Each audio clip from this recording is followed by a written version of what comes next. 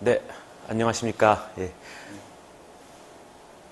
오늘 11월 13일 월요일 월요 패러다임 집중 토론에서는 최가훈 군이 요번에 2017년에 신간이 나왔는데요. 초감각적 지각 내지는 감각적 인지에 관련한 미국에서 발간된 책이 있는데 그중 몇 권을 갖고 이제 최가훈 군이 초감각적 지각이라는 걸 기준으로 트렌드가 어떤지 그리고 이걸 통해서 본 비즈니스 적용 사례 좀 광범위하게 주제를 좀 다뤄서 발제를 하고 싶다고 얘기가 있어가지고요. 그래서 오늘 그런 기회 통해서 이제 최가훈 군 오늘 발표를 하게 됐습니다. 그래서 발표는 발제 시간보다는 좀 더 많이 한 30분, 한 40분, 45분 정도 할 예정이고요. 그 후에 간략하게 저희가 토론거리를 갖고 그 다음에 토론을 이제 진행하도록 하겠습니다.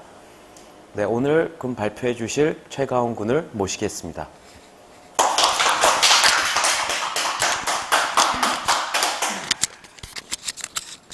네, 안녕하세요. 예, 최가훈입니다. 네, 오늘 발표를 맡게 됐고요. 이번에 올해 들어서 그 2017년도에 그 초감각적 지각이라는 단어를 쓴 책이 눈에 들어왔습니다. 예, 그 책을 처음에 보면서 잠시만요. 예. 네, 주제 선정을 어떻게 했냐면 이게 푸시라는 책이 처음에 눈에 들어왔어요. 근데 보니까 초감각적 지각이라는 게 딱 표지에 써 있어서 이게 과연 뭐를 얘기하는 걸까? 이게 과연 이제 저희가 참나찾기 수련원에서 얘기하는 이제 저희가 다우징 할 때 쓰는 그 초감각적 지각을 그대로 얘기하고 있는 걸까? 아니면 용어만 그렇게 쓰고 다른 거를 의미하는 건 아닐까? 이제 좀 그게 궁금해서 이 책을 한번 좀 그 내용을 공유해 봤으면 좋겠다는 생각을 하게 됐고요. 그리고, 예, 또 찾다 보니까 감각의 미래라는 책 역시 이게 몇 개월 전에 나온 건데, 여기도 보면 초감각적 초감각적 인식이라는 용어가 쓰여가지고, 뭔가 같이 뭔가 묶어서 얘기를 나눠보기 좋지 않을까라는 생각이 들었습니다. 근데 좀 욕심을 너무 많이 낸 것 같은데요. 여기까지도. 이 센스 메이킹이라는 책도 예, 같이 좀 이렇게 얘기를 나누다 보니까 이것도 같이 한번 묶어서 얘기해보면 되겠다. 이게 뭔가 기존에 우리의 제한된 어떤 그 인지 범위를 넘어서서 통찰력을 얻는 방법에 대한 책이기 때문에 이 세 가지를 다 좀 엮어서 얘기하면 좋은 주제가 되지 않을까라고 좀 크게 좀 섣부르게 제가 욕심을 냈는데, 네, 우선 센스 메이킹은 제가 좀 이 책의 내용을 검토를 하면서 보니까 각각 좀 다른 분야에 대해서 그 서술한 책이더라고요. 푸시 같은 경우는 말 그대로 뭐 그 초감각적 지각에 대해서 위주로 설명을 하고, 감각의 미래는 그 초감각적 인식이라는 단어를 쓰긴 하는데 좀 뭔가 광범위하게 감각에 대해서 얘기하고, 그 센스 메이킹 같은 경우는 보니까 이제 통찰력에 대한 얘기긴 한데 요거는 조금 되게 지엽적으로 그 기존의 그 실리콘밸리 현재 이제 그 비즈니스계에서 유행하는 빅데이터 위주의 그 정보 인식을 비판하면서 이제 그에 대항하는 우리가 좀 더 어떤 그 사람 개개인적으로 다가가는 어떤 그 문화적인 접근, 그리고 개별적인 접근을 통해서 통찰력을 얻어야 된다. 인문학적인 소양을 우리가 통찰력을 기르는데 활용해야 된다라는 조금 좀 초감각적 지각이랑은 좀 벗어난 주제인 것 같아서 이번에는 발표에는 좀 제외를 시켰습니다. 주요 쟁점은 이제 이 책들을 볼 때 제가 좀 고민했던 거는 이 책의 주제가 무엇인가, 그리고 핵심 용어가 무엇인가, 그리고 용어를 썼을 때 제대로 된 엄밀한 정의의 용어를 사용했는가, 그리고 여기서 얘기하는 감각과 인지의 분류를 어떻게 했는가, 그리고 또 감각체계와 인지체계의 메커니즘을 어떻게 설명했는가, 그리고 새롭게 분류한 통찰력은 무엇이 특별한가, 그 비즈니스와 일반 생활에서 이 인지체계를 어떻게 활용하고 있는가 등을 좀 중심으로 보려고 했습니다. 먼저 들어가면서 이제 오감을 넘어선 지각과 인식. 잠시만요.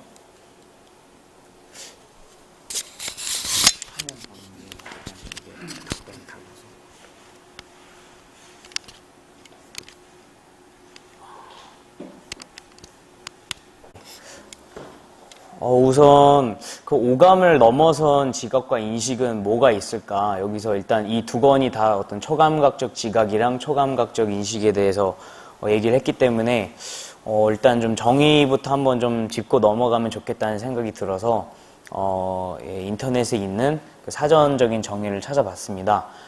감각이랑 외부의 물리적 자극에 의해 인간의 의식의 변화가 생기는 걸 의미하고, 감각기관이 외부의 물리적 자극을 전기적 신호의 한 형태의 활동 전위로 바꾸면 신경을 통해 뇌까지 활동 전위가 전달된다. 그리고 감각은 그리고 감각에는 오감이 있고, 그 감각기관이 총 5개가 있죠. 그리고 지각은 이제 감각기관의 자극으로 생겨나는 외적 사물의 전체상에 관한 의식을 얘기하는데, 객관적인 실제의 직접적 감성적인 모사로서 인식의 초보적인 단계로 정의된다 라고 되어 있고요. 인식 같은 경우엔 대상을 아는 일, 객관적 실제의 의식으로부터의 반영이다 라고 나와 있습니다. 그리고 푸시에 대해서 좀 찾아보려고 했는데, 이게 보니까 그 저자 이름이 좀 특이하더라고요. 페이얼2라고 돼 있어가지고 어디 나라 사람인가 보니까 중국 이름이더라고요. 그래서 더 궁금해서 찾아보니까 미국에 있는 화교라고 하고, 이게 푸시라는 게 초의식이라고 번역이 중국에서 나온 책에는 초의식이라는 이름으로 나왔습니다. 이게 보면 초감각적 지각을 그 중국 쪽의 단어로 지칭하는 여러 개가 있는데, 그 중에서 초의식이라는 단어도 쓰더라고요.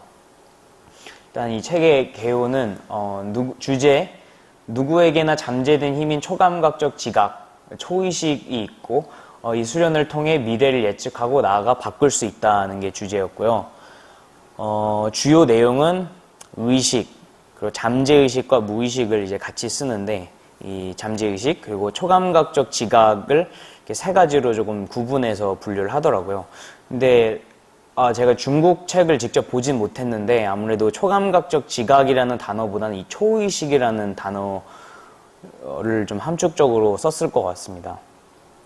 그리고 저자 그거에 대한 이제 초감각적 지각이 드러나는 사례, 초의식이 드러나는 사례를 저자 개인 및 주변 사람들에 대한 예시를 통한 그 설명을 하고 있고요. 유명한 사건 사고를 통해 초감각적 지각이 발현된 사례를 설명하고 있습니다. 그리고 또한 거기에서 더 나아가서 일상생활에서 초감각적 지각을 활용하여 원하는 것을 얻는 방법이 어떻게 되는지, 그리고 또 그런 초감각적 지각을 훈련한 법은 어떻게 되는지 라고 일단 전체 목차랑 내용을 봤을 때는 굉장히 실용적인 내용을 얘기하는 것 같았습니다. 그리고 양력을 보면 미국에서 여러 개의 어떤 기업과 유력 인사들에게 이런 초감각적 지각 훈련 프로그램을 하고 있다고 하고요. 20년간 초감각적 지각에 대한 연구를 하고 있다는데, 일단은 이거에 대해서 제가 먼저 찾아본 걸 말씀드리면, 일단 국내 출판사랑은 연락이 됐는데, 이 저자에 대해서 전혀 아는 정보가 없더라고요. 그래서 구글이랑 바이두, 그 중국의 네이버, 구글 같은 사이트에도 이 저자에 대해서 검색을 해봤는데, 이 사람이 내놓은 책밖에 내용이 없고, 전혀 이 사람이 어떤 강연을 했고, 어떤 블로그 활동을 한다든지 그런 내용이 전혀 없어서, 사실 이 내용들의 좀 출처에 대해서 좀 의문이 많이 갔습니다. 일단 그 상태로 여기서 그 책에서 나오는 그 계속 반복되는 주요한 단어들을 일단은 조금 정리를 해봤는데요. 일단은 책 제목, 우리나라에서 책 제목 자체는 푸시로 나와 있습니다. 여기 있는 그 용어는 책에 나와 있는 거로만 지금 제가 정리를 한 건데요. 일단 초감각적 지각 ESP와 염력 등 초능력 현상을 통틀어 일컫고 그 대뇌 속의 의식에 기반하는 미래를 예측하는 능력이라고 합니다. 근데 이 초감각적 지각을 여기서는 이렇게 얘기하더라고요. 예감이 초감각적 지각이다. 그리고 초감각적 지각은 미래를 예측하게 해줄 뿐만 아니라 미래를 창조하게 해준다. 사람은 누구나 초감각적 지각을 가지고 있다. 초감각적 지각을 포착하기는 쉬운 일이 아니면 항상 존재하는 것도 아니다. 일단 이거를 봤을 때 저희가 생각하고 있는 개념이랑 뭔가 같이 쓰는 개념도 있는 것 같고 전혀 다르게 쓰는 것도 있어 보이더라고요. 그래서 밑에 육감이라는 표현도 굉장히 자주 등장하길래 육감이랑 정확히 말해 미래에 대한 예감을 말한다. 위에도 예감이라는 얘기가 쓰였죠. 예, 유기적 감각 혹은 인체의 제6감, 그리고 육감은 초감각적 지각이라고도 불린다라고 직접 명시가 돼 있었습니다. 그리고 직감, 예감, 영감, 통찰력, 내면의 목소리, 전조 등의 개념과 관련이 있고, 뭐 예를 들어서 또 정신감흥, 투시력 같은 것도 이제 육감이라고 돼 있는데 저희가 구분하는 방식이랑은 조금 차이가 있더라고요. 그리고 soul이라는 개념을 쓰는데 푸시를 실행하는 근본이며 일반적인 의미에서 영혼이 아니다. 능동적이면서도 일정한 질서에 따라 우주의 정보를 하나씩 받아들이고 시시각각 우주의 에너지, 좋고 나쁜 것이든 가리지 않고 흡수하며 충분한 정보를 흡수하면 감흥력이 생겨서 감각 기관을 통하지 않고도 정보를 직접 전하게 된다고 하는데 이게 단어를 어떤 기준으로 썼는지 사실 좀 굉장히 애매하더라고요. 이 단어를 쓰고 나서 그거에 대한 명확한 정의를 짚고 넘어가는 게 아니라 그냥 단어를 써놓고 거기에 대한 그 단어가 쓰이는 문장만 두세 줄 나오는 식으로 하다 보니까 이 단어가 단어를 어떤 정의에 대입해서 해석을 해야 되는지 계속 조금 사실 읽으면서도 좀 정리가 되지 않는 부분이 있었습니다. 뭐 그 뒤에도 뭐 의식 집중이라든지 뭐 뇌파, 알파파, 통찰력이라는 것에 대한 이런 단어들을 썼는데 이 단어들이 역시 명확하게 쓰이지 않고 뭔가 그냥 다른 그 자기계발서에서 뭔가 한번 언급이 됐을 만한 식으로 좀 애매하고 모호하게 넘어가는 그런 모습들이 보였습니다. 그리고 뭐 이 뒤에도 카리스마 같은 게 있고 그리고 감정에 대해서 설명하는 것도 있는데 카리스마 같은 경우에는 전혀 좀 뜬금없이 그냥 어떤 에너지고 실제로 여기서도 말할 수 없이 느껴지는 어떤 느낌이라고 굉장히 애매모호하게 그냥 얼렁뚱땅 좀 넘어가는 게 있었고요.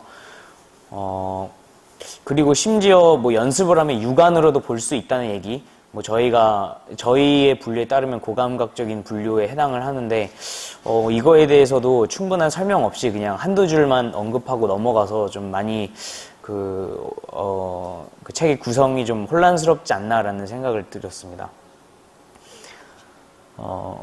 네, 감정에 대해서도 되게 다양한 정의와 설명을 하고 있는데, 이거에 대해서도 충분히 설명이 되지 않는 통일되지 않은 모습을 보였습니다. 여기서 이제 가장 많이 언급되는 이제 의식은 세 가지 종류인데요. 의식, 그리고 잠재의식, 무의식, 그리고 초감각적 지각. 이제 이거를 어떤 그 물의 수면에 비유했는데, 의식은 그 수면이고, 잠재의식, 무의식은 수면 아래이고, 초감각적 지각은 그 수면 위에 있는 뭔가 정말 그 경계면에 있는 무언가다라고 표현을 했는데, 이 표현 자체도 굉장히 좀 정확하지가 못하더라고요. 그래서 일단 제가 책에 나와 있는 이제 각각을 명시한 부분들을 다 좀 정리해 봤습니다. 일단 의식을 먼저 보면 객관적 현실에 대한 심리적 현상의 총체, 그리고 지각 능력으로 선천적으로 타고나는 것이라고 돼 있고요. 두뇌의 기능이다. 뭐 의식을 통해 문제를 사고하고 말하고 행동으로 옮긴다. 근데 여기 보시면 이제 통제 가능하면 좌뇌 영역이라고 그랬는데 위쪽에서는 단순하게 다른 부분에서는 두뇌의 기능으로 이제 통틀어 설명했던 게 다른 장으로 넘어가면 좌뇌 영역이고 이제 저쪽 보시면 잠재의식, 무의식은 우뇌의 영역이다라고 이제 분류를 했더라고요.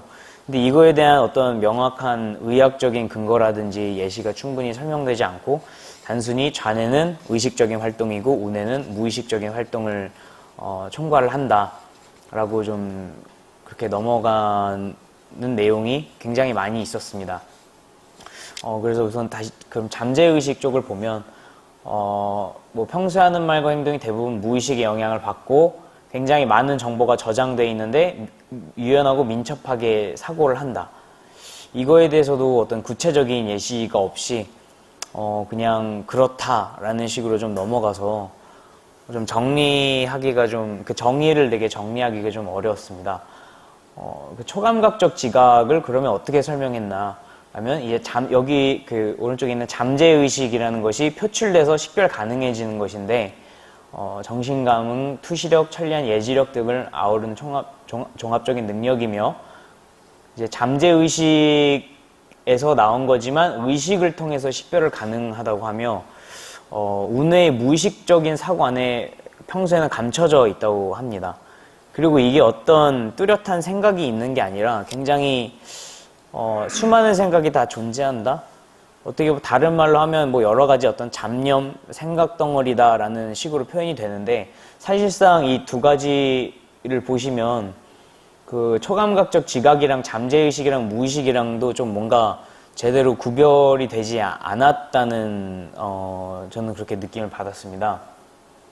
또 추가적으로 이제 얘기를 하는 게 초감각적 지각이랑 그 잠재의식과 관계를 보면 평소에는 잠재의식 쪽에 있다가 어떤 계기나 외부적인 자극에 의해서 촉발되면 초감각적 지각이 우리도 알아차리지 못하게 내면 세계나 외부 사물을 사건 속에 투영하고 이것이 예감이 된다고 합니다. 그리고 예감의 표출 형식 가운데 하나가 꿈이라는데 이게 초감각적인 지각이 무의식의 상태가 있다가 어떤 외부적인 요인이랑 결합을 하면 그게 드러난다는 거고 이게 예감으로서 드러난다는데 사실 이것도 조금 그 정의가 좀 되게 애매모호하고 다른 장이랑 다른 장에서의 설명이랑 이게 조금 상충이 되더라고요. 그 초감각적 지각은 주관적 의지의 영향을 전혀 받지 않는다. 그리고 흔히 의식적인 행동보다 훨씬 정확한 결론을 내리고 초감각적 지각은 우리 행동의 예측 능력을 강화시킨다. 의식에 기초한 추측이 아닌 강렬하고 신기한 예측 능력이라고 하는데 여기서도 명확하게 설명하지 않고 그냥 신기한 예측 능력이다. 그리고 여기 좀 이따가 뒷부분에도 나올 텐데 이게 주관적 의지의 영향을 의식적인 행동보다 훨씬 정확한 결론을 내린다고 하는데 다른 부분에서는 이게 옳고 그름의 판단조차 내려지지 않는다는 내용도 있거든요. 그래서 아까 앞서서 맨 처음에 보여드린 육감과의 그 관계가 굉장히 모호하기 때문에 이거를 비교하는 내용이 있나 찾아보니 이렇게 비교하는 게 내용이 하나가 나오더라고요. 초감각적 지각이랑 육감을 비교를 하자면 의식상의 인지 능력으로 미래를 예측하고 정확하고 구체적이며 뭐 예를 들면 이제 회사에서 승진할 것 같은 예감. 반면에 육감은 초감각적 지각의 한 가지 표현 상태고 감각에 더 가깝고 모호하고 추상적이고며 뭐 초감각적인 지각이 회사에서 승진할 것 같은 거면 여기는 이제 좋은 일이 생길 것 같은 느낌? 이렇게 설명을 했는데 저는 사실 이게 좀 이 구분이 와닿지가 않았습니다. 좋은 일이 생길 것 같은 느낌과 회사에서 승진할 것 같은 예감이 사실 저는 그냥 둘 다 어떤 구체적으로 명확하게 떨어지는 게 아니라 둘 다 어떤 그냥 느낌으로서 총체적으로 볼 수 있다고 생각이 들더라고요. 그리고 그 자체가 이제 실제로 그런지 아닌지도 판단하는 기준도 없고 근데 이제 초감각적인 지각에 대해서 지금 앞서 설명한 것들이 충분하지 않았기 때문에 더 이제 그거에 대해서 부연 설명을 하는 거를 찾아봤는데 주관적인 심리 현상이다. 감각기관이 아닌 직관을 통해 주변 환경을 인식한다. 감정을 생산하는 곳이며 기억의 저장고며 교류하지 않고도 타인 이해 가능. 신처럼 모르는 것이 없고 아이처럼 옳고 그름 분별할 수가 없고 이렇게 여러 가지가 있는데 저는 사실 여기에서 지금 얘기하는 것이 어떤 상위 자아의 개념과 다른 곳에서 이제 용어를 설명할 때 상의자의 개념과 어떤 그 잠재의식, 이 책 자체에서 얘기하는 잠재의식과 무의식을 약간 섞은 형태?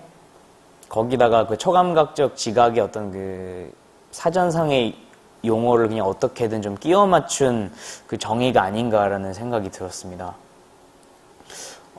굉장히 예시가 많은데, 그럼 초감각적인 지각을 어떻게 수련하는가? 굉장히 통일되지 않고 여러 가지가 있더라고요. 뭐 내면의 소리에 귀 기울이기, 주의 깊게 관찰하고 많은 지식을 두려 섭렵하고, 명상하는 내용도 있고요. 바라는 미래 그리기, 사명 찾기, 좋아하는 것 찾기, 과거 속박에서 벗어나기, 습관 바꾸기. 근데 이런 것들은 뭐 되게 여러 가지가 있는데, 이게 과연 초감각적 지각 수련법이라고 봐야 되나? 아니면 그냥 자신의 일상 생활 바꾸기, 혹은 마음 비우기 훈련? 이렇게 봐야 되지 않나? 그리고 보면 약간 밑쪽에 보시면 뭐 긍정적으로 생각하기, 뭐 자발적으로 주의하기, 이런 것들은 사실 초감각적인 지각을 직접적으로 얘기해 주는 것이 아니라 뭔가 그냥 다른 책에서 갖고 온 어떤 자기개발서의 어떤 혼합 형태에 거기다가 그냥 하나의 어떤 그것을 묶는 것으로서 초감각적인 지각을 얘기한 게 아닌가라는 생각이 저는 계속 들었습니다. 여기는 이제 초감각적 지각 활용법에 대해서는 조금 이게 한 4가지 정도로 이제 구분이 되더라고요. 일단 초감각적 지각을 실제 생활, 뭐 비즈니스 같은 데 활용할 수 있는 걸 이제 4가지 정도로 보자면, 일단 미래 예측, 인간관계, 창조 및 변화, 그리고 일상생활, 그리고 및 이제 그거의 원리가 어떻게 되는지 이렇게 나눠본 건데, 뭐 미래 예측에 대해서는 이제 불길한 미래 예측, 불길한 전조 사전에 감지하고 주의 예방, 정보 감지 후 뭐 즉각 반응하기, 초감각 지각에 신호 읽고 순응하기. 인간관계 같은 경우에는 이제 상대방의 마음을 읽고 추측하고 이해하기. 여기서 근데 몸짓, 표정 등으로 파악한다고 하는데, 여기에 든 예시가 조금 저는 쉽게 이해가 되지 않았는데, FBI들이 이제 상대방의 표정과 몸짓을 통해서, 그리고 이제 예리한 관찰을 통해서 상대방의 어떤 마음 상태를, 심리 상태를 읽어낸다. 이거는 사실 어떤 관찰법이지 초감각적 지각이 여기서 어디서 활용됐는가라는 그런 의문을 계속 가졌고요. 아까 나왔던 그 카리스마를 직관에 따라 판단하기. 근데 카리스마라는 거에 대해서도 명확하게 정의가 되지 않았습니다. 좀 다른 말로 하면 어떤 뭐 오라장, 에너지장을 얘기하는 것 같은데, 이제 그거를 이제 직관에 따라서 그게 좋다, 나쁘다로 뭐 판단한다. 자신의 감정을 자각한다. 냉철하게 상대의 생각을 분석하고 다음 행동 판단한다. 호감을 얻는다. 이런 것들은 다 일반적인 관찰로 얘기할 수 있는 것이지 초감각적 지각을 활용했다고는 좀 보기 어려울 것 같았고요. 역시 창조 및 변화에서 창조적 영감을 얻도록 하는 것이 초감각적 지각이고, 목표 설정에서 간절히 갈망하고 성공한 자신 떠올리기, 문제를 거꾸로 추론해서 답 도출하기, 미래 청사진 펼쳐보기, 이런 것들은 사실 초감각적 지각이라는 단어를 직접 활용하지도 않고도 나의 잠재의식과 무의식에 어떤 지속적이고 반복적인 메시지를 보내서 이제 그것을 이미지화하고 심상화한다는 내용으로도 충분히 대체가 될 수 있는 건데, 왜 굳이 초감각적 지각 활용으로서 이렇게 얘기를 했는지 모르겠더라고요. 그리고 머지않은 미래를 예측하는 거에 대해서는 뭐 되게 일상에서 사람들이 뭐 폭풍우가 올 걸 예지한다던가, 뭐 근무 시간에 뭐 딴짓을 하고 있는데 뭐 이제 상사가 들어오는 것을 뭐 미리 몇 초 전에 알아차린다던가, 뭐 그런 되게 소소한 예시들을 들었습니다. 그리고 이 초감각적 지각의 원리에 대해서 좀 얘기한 부분에 대해서는 성공에 대한 꿈이나 직면한 난제를 명확한 지령으로 만들고, 이걸 의식을 통해서 잠재의식에 보내고, 그리고 긴장을 풀고 있으면 초감각적 지각이 주는 해답을 기다린다라고 했는데, 이 부분에 대해서는 사실 저희가 하는 다우징을 조금 이 사람이 굉장히 좀 거칠게 표현한 게 아닌가라는 생각은 들었습니다. 계속 조금 부정적인 생각으로 부정적인 좀 관점으로 이 내용을 보다가 어떤 여기 명확한 지령으로 만든다는 게 그런 의미로 쓰였을지 모르겠으나 다르게 조금 이 말을 다듬으면 어떤 컨셉을 명확하게 하고 그것을 의식으로서 명확하게 집중을 하고 집중 및 이제 긴장을 푼다는 게 거기 이제 집중 및 이완, 허용을 했을 때 이제 그거에 대한 답이 도출된다는 게 아닌가라는 생각이 들었는데 이미 좀 앞서 초감각적 지각에 대한 얘기를 좀 너무 남발을 했기 때문에 과연 그런 의미로 사용을 했을까라는 의문점은 들었습니다. 예. 여기서 이제 전반적으로 들었던 의문점은 제가 뭐 계속 지금 보여드리면서 말씀을 드린 건데 일단 용어에 대한 정의가 굉장히 불명확하다.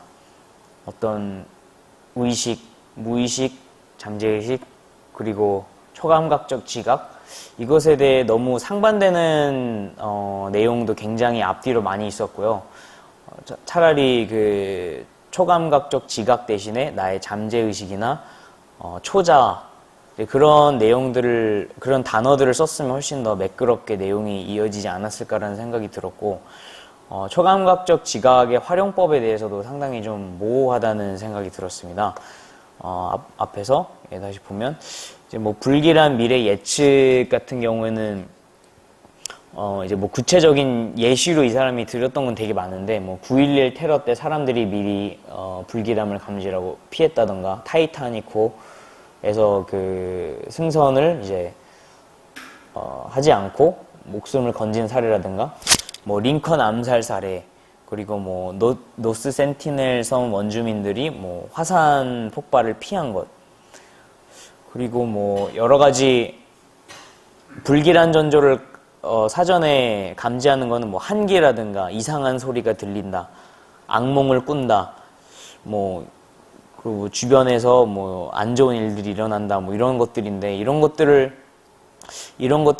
특히 한기나 이상한 소리 이런 거 같은 경우에는 감각적인 거로 분류하거나 혹은 뭐 이제 고감각적인 거로 분류를 해야 되는데 이거를 초감각적 지각으로 분류를 했다는 게 조금 이제 그런 활용법들에 대해서 여러 가지가 이해가 되지 않았습니다. 그리고 뭐 창조 및 변화 이제 이 부분에 인간관계에 대해서는 단순히 저거를 이제 집중한 예리한 관찰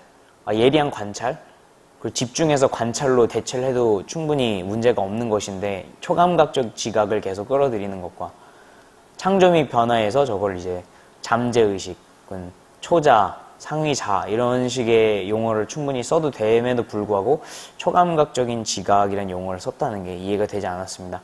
아마도 이거에 대해서는 나름 이게 중국 쪽에서 번역된 걸 봤을 때 초의식이라는 그 단어가 초감각적인 지각뿐만 아니라 뭔가 상위자를 같이 포괄하는 개념이라면 충분히 이해가 될 수 있는 부분인 것 같기도 한데 일단 우리나라에는 다 초감각적 지각이라는 용어로 그 번역이 돼 있어서 좀 굉장히 읽으면서 쉽게 이해가 되지 않았습니다. 그리고 아까 제가 제기했던 대로 저자의 영문명 그리고 양력 그리고 그 여러 강의를 했다는 것들이 전혀 인터넷에서 확인이 되지 않고 실제로 이제 제가 뭐 우리나라랑 중국 출판사에까지 전화를 해봤는데 우리나라 쪽에서는 이게 그냥 단순히 중국에 있는 책을 뭐 이제 에이전시를 통해서 번역한 거라서 전혀 자기네들도 아는 바가 없다고 하고 중국 쪽 출판사는 전화가 안 되더라고요.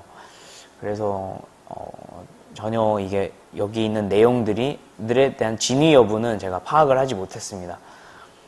그 초감각적 지각의 보편성과 재현성을 어떻게 얻을 수 있는가?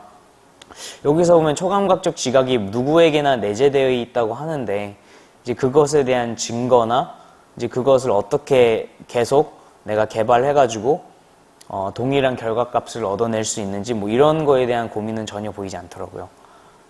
그리고 초감각적 지각을 통해서 어떤 측정이 가능할까? 여기선 주로 얘기한 게 단순히 이제 어떤 미래를 예측하고 그걸 통해서 뭐 원하는 미래를 실현화하고 현실화하고 이제 그거에 대해서 또 또 여러 가지 그 미래 예측 혹은 뭐 여러 가지 예감과 묶어서 설명을 했는데 구체적으로 이게 그렇다 아니다를 좀 더 확실하게 따질 수 있는 그런 체계는 없는지 이제 그런 것들이 책을 보면서 좀 의문을 가졌던 부분들입니다. 그리고 한 줄 평을 하자면 초감각적 지각으로 시작해서 그냥 좀 난잡한 자기 개발서가 된 책이다 라고 저는 이게 좀 처음에 좀 많은 얘기를 할 수 있었을 것 같은데 결국엔 이런 좀 약간 그 비판밖에는 남지 않은 그런 좀 책이 된 것 같습니다. 감각의 미래라는 책이 제가 두 번째로 이제 내용을 나눌 책인데요.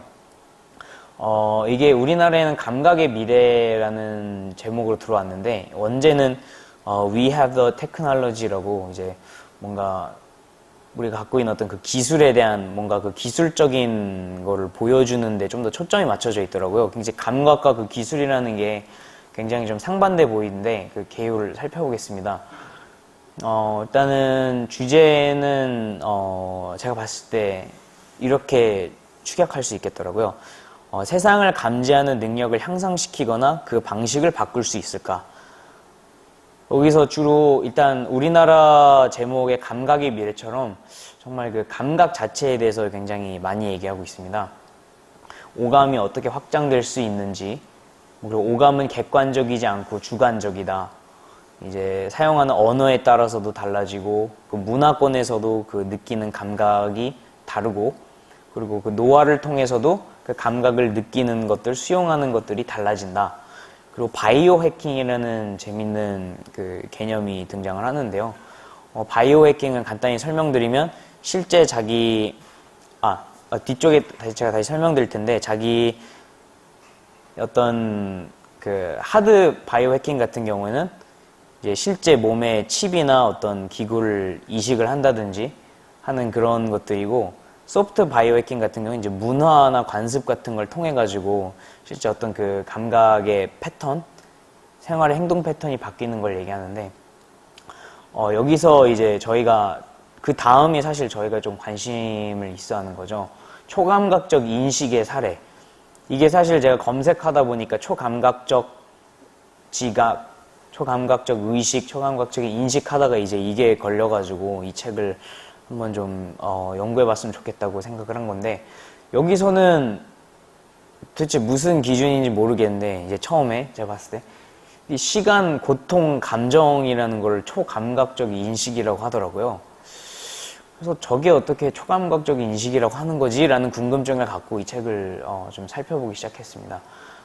그리고 이제 인식의 조작 및 유연성에 대해서 얘기를 합니다. 여기서 뭐 가상현실, 증강현실, 새로운 감각 등에 대해서 얘기하는데 저자는 일단 카라 플라토니라는 사람이고 여기 뭐 팟캐스트 진행하고 이제 뭐 기사도 쓰고 제가 이걸 일일이 다 확인은 못했지만 그래도 아까 그 첫 번째 책에 비해서는 훨씬 좀 뭔가 믿음이 가는 데이터가 있는 사람이라서 일단 그 책을 시작했습니다.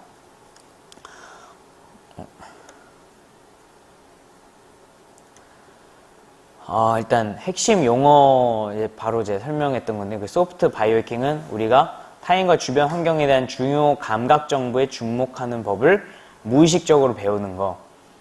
그래서 언어, 문화, 일상적인 형성적 경험.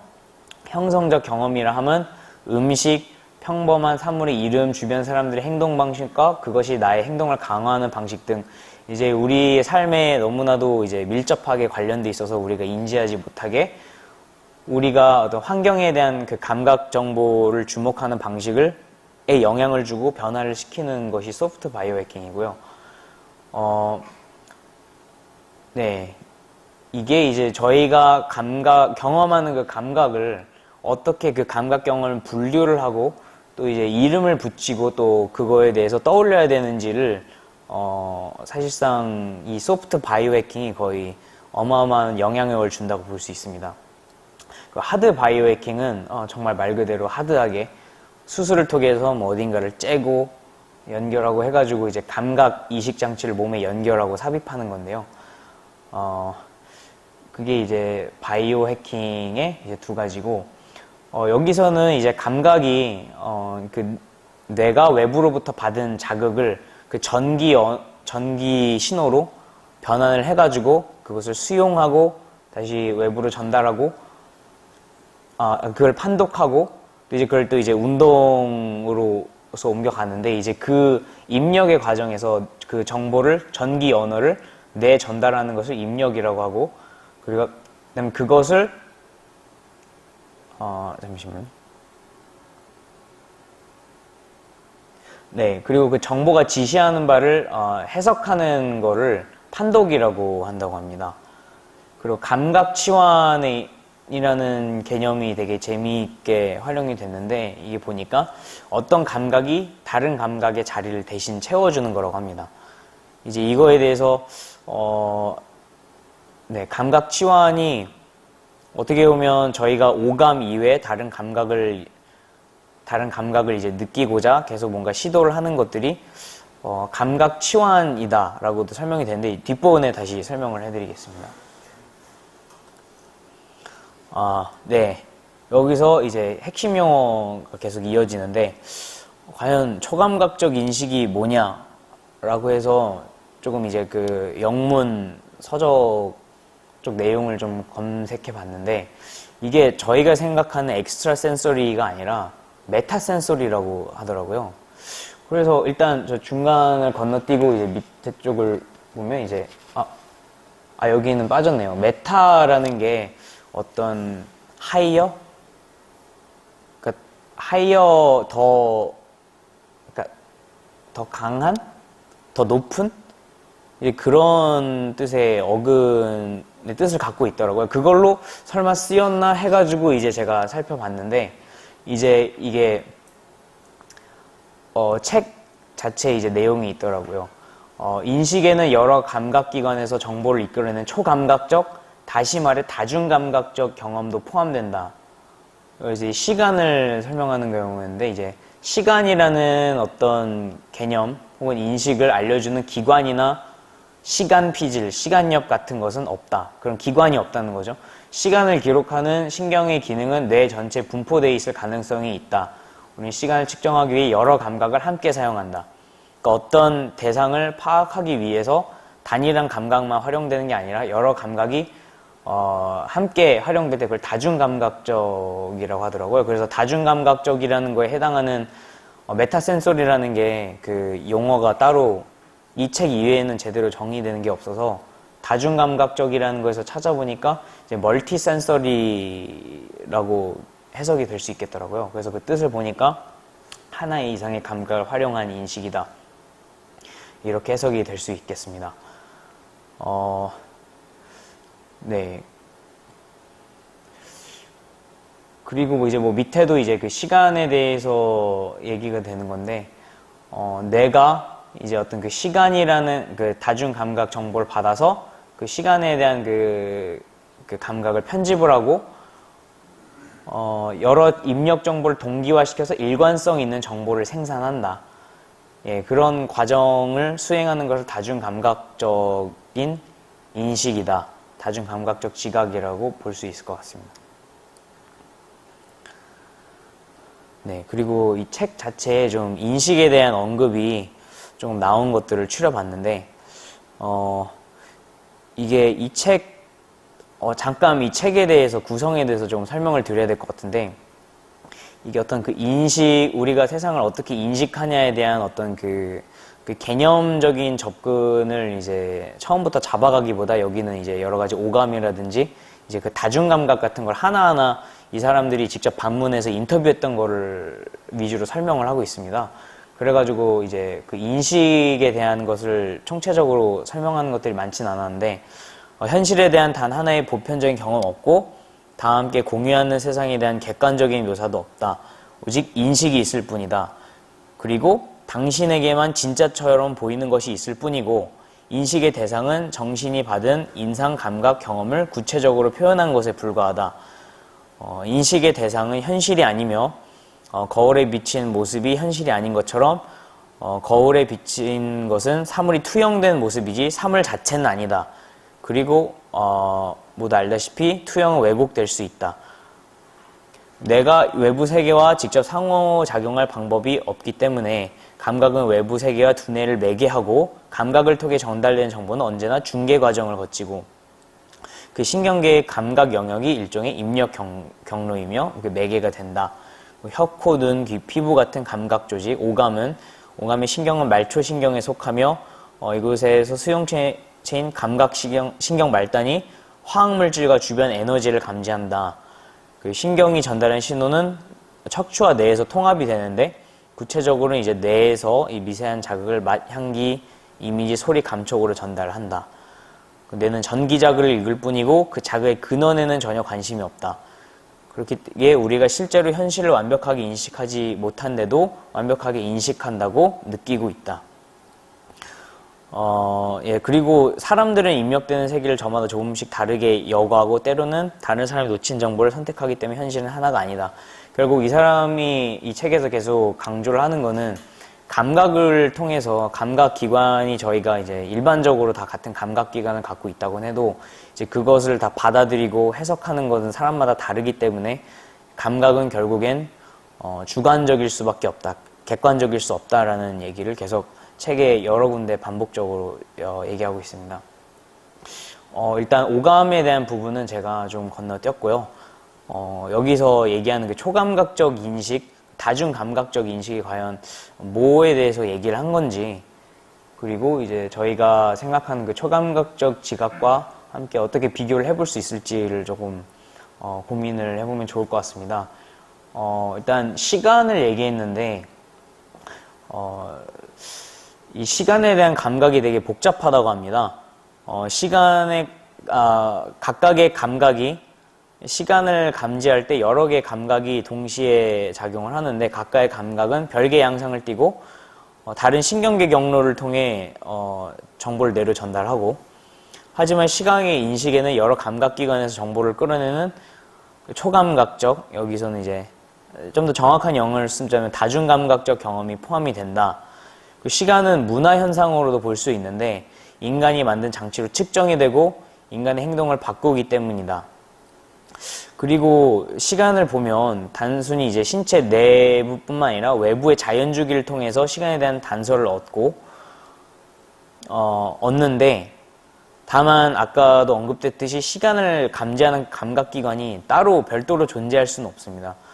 이제 그거를 측정할 수 있는 물리적 속성, 그것을 단일 전기신호로 변환해서 받아들이는 수용체가 없다는 건데요. 재밌는 거는 시간뿐만 아니라 공간을 측정하는 감각기관 역시 없고, 공간과 시간 모두 차원을 구성하는 필수 요소라서 어디에나 존재하지만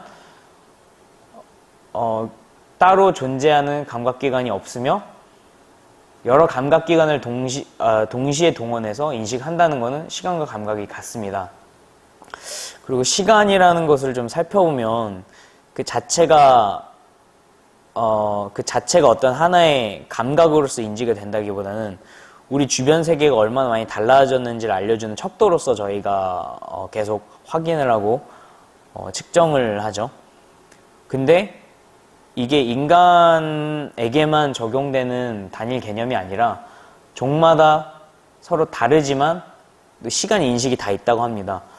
이거는 좀 진화론적인 관점에서 설명을 한 건데, 식물이랑 단세포는 크게 어떤 활동성을 갖고 있는 게 아니기 때문에, 그리고 에너지 섭취도 상대적으로 제한되어 있기 때문에 그냥 밤, 낮 정도만 구분하면 되는데, 소리를 내는 동물, 이제 포유를 포함해서 그런 동물들은 이제 언어를 쓰고 이제 섬세한 운동 제어도 하고 사냥도 하고 이래야 되기 때문에 시간이란 개념이 이들의 어떤 그 감각 체계, 인지 체계에 굉장히 중요한 요소로 포함이 된다고 합니다. 이 시간을 인식하는 가설이 크게 4가지가 있는데요. 일단 첫 번째 심박줄기 모델 같은 경우는 맥박수처럼 일정한 간격으로 반복되는 신호를 재는 내부 어떤 자체 그 측정 메커니즘이 있을 거다. 두 번째 선조체 맥놀이 모델 같은 경우는 초분단의 경우 선조체라는 뇌 영역이 있는데 그게 타이머 역할을 하면서 뇌 곳곳에 세포 활동이 동시에 일어나도록 조정하는 어떤 장치를 한다고 하고요. 근데 이제 둘 다 크게 받아들여진 않고, 이제 세 번째, 손해 입력 판독 사이 소요 시간, 최적화 학습기를 통한 타이밍 통제라는 이제 손해에서 이제 어떤 그 입력 판독을 통해서 그 시간에 드는 뭔가 어떤 행위를 하는데 드는 시간을 최적화로 타이밍을 통제하는 그 메커니즘이 있다고 합니다. 근데 그보다도 이제 최근에 조금 받아들여지고 있는 가설은 네 번째인데, 이게 상태 의존 네트워크 모델이며 신경 역학을 통해 시간을 파악한다고 하는데, 서로 협력하는 신경세포들이 그 활동 변화, 연못의 잔물결처럼 그 서로 신호를 주고받아서 신호를 파악한다고 합니다. 신경회로가 특정 패턴을 복제하도록 가르칠 수 있으면 네트워크 내의 세포 활동에 생긴 변화를 근거로 신경회로가 시간에 대한 정보를 전할 가설이 뒷받침된다고 하는데요. 이 시간에 대해서 사람들이 더 그 신체적으로 감각적으로 느끼는 감각뿐만 아니라 이제 외부적인 장치를 통해 가지고 좀 더 정확하고 엄밀한 시간을 측정하는 거에 대한 내용도 나와서 이렇게 잠깐 써봤는데, 1만 년 기계라는 시계는 정말 1만 년 이상 계속 작동할 수 있는 굉장히 단단하게 롱나우 재단이라는 곳에서 뭐 스테인레스 스틸이랑 티타늄 같은 거로 만든 굉장히 견고한 시계라고 합니다. 이제 이걸 통해서 이렇게 오랜 기간 동안 엄밀한 측정이 가능한 장치를 만듦과 동시에 어떤 사람의 그 시간에 대한 인식을 넓혀줄 수 있을 거라고 그렇게 기대를 한다고 하는데, 원자시계 같은 경우는 일반적인 시계 시각이 아니라 시간의 간격, 1초의 간격을 측정하기 위한 것이고, 오늘날 원자시계의 정확도는 3억 년이 지나도 1초의 오차도 없는 수준으로 굉장히 엄밀하다고 합니다. 그리고 지금 개발되고 있는 광시계 같은 경우는 이제 10의 18승의 분의 1초까지 굉장히 엄밀하게 만들 수 있다고 합니다. 그 다음에 초감각적 인식의 두 번째는 고통인데요. 여기서 지금 설명을 하는 게 뭔가 여기서 주로 얘기하는 거는 어떤 신체적인 고통이라기보다는 어떤 그 사회적인 고통, 사회적인 어떤 격리를 겪었을 때 느끼는 사회적인 고통을 얘기하고 있습니다. 근데 여기서 먼저 주목을 한 거는 사람들이 뭔가 마음이 아프다라든가 몸이 아프다, 뭐 상처받았다 이런 것들이 신체에서 쓰는 것과 어떤 그 사회적인 정신적인 그 감정적인 부분에서 쓰는 것들이 굉장히 언어적인 유사성이 있다는 것에 주목을 했고, 자기공명 영상 연구를 통해서 내가 사회적 고통을 실제 몸의 고통과 굉장히 흡사하게 해석하는 거로 밝혀냈다고 합니다. 그리고 신체적 고통을 완화하는 약물인 진통제가 사회적 고통을 역시 완화시키는 것도 여러 사례가 입증되고 있고요. 국제통증연구학회에서 내린 그 정의에 따르면 실제적이거나 잠재적인 조직 손상 또는 이러한 손상으로 간주할 수 없는 상태가 유발하는 불쾌한 감각과 감정적 경험을 고통이라고 정의를 내리는 것을 봤을 때, 신체적인 고통과 그 사회적인 고통을 사실 거의 비슷한 거로 볼 수 있지 않느냐라는 그런 논지입니다.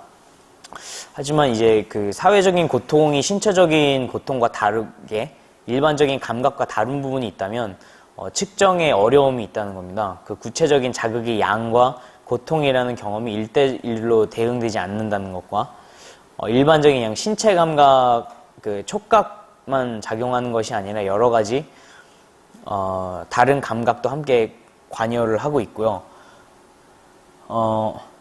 침해 수용이라는 게 실제 세계의 정보를 고통으로 알리는 전기 화학적 신호로 바꾼 건데, 엄밀히 말해서 이거는 그 척수와 신경으로 구성된 그 말초신경계 자체에서는 이거를 고통으로 인식하지 않는데, 이게 어떤 일정 이상의 자극이 가해지면 그것이 이제 뇌에서는 그걸 고통으로 인지한다고 합니다.